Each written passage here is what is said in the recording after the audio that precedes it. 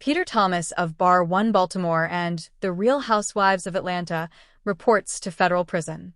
Thomas, 64, now of Miami, pleaded guilty in 2024 in U.S. District Court in Charlotte, North Carolina, to failure to pay over trust fund taxes.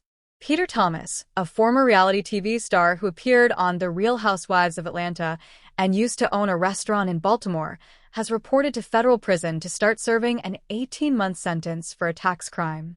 Thomas, 64, now of Miami, pleaded guilty in 2024 in U.S. District Court in Charlotte, North Carolina, to one count of failure to pay over trust fund taxes.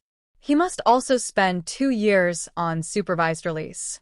Between 2017 and 2023, Thomas owned several businesses, including Bar 1 Baltimore on Lancaster Street in Harbor East, and failed to pay more than $2.5 million in employment taxes, including more than $1.7 million that was taken out of the paychecks of his employees.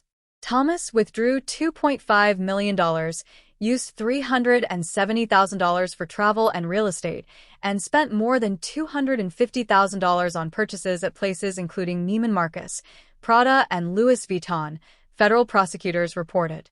In an email, Donald Murphy, a spokesperson for the Federal Bureau of Prisons, said Thomas is now in custody at the Federal Correctional Institution, Miami.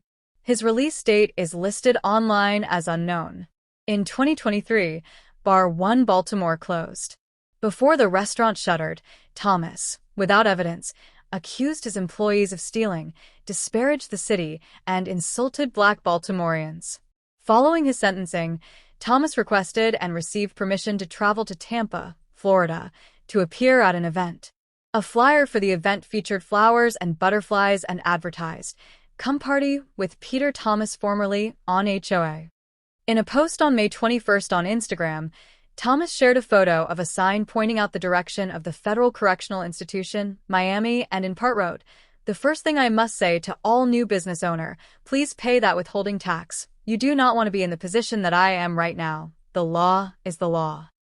But Thomas later recorded videos in which he sounded less than contrite. In one video on May 28th, Thomas claimed that he had it all worked out for me to make payments.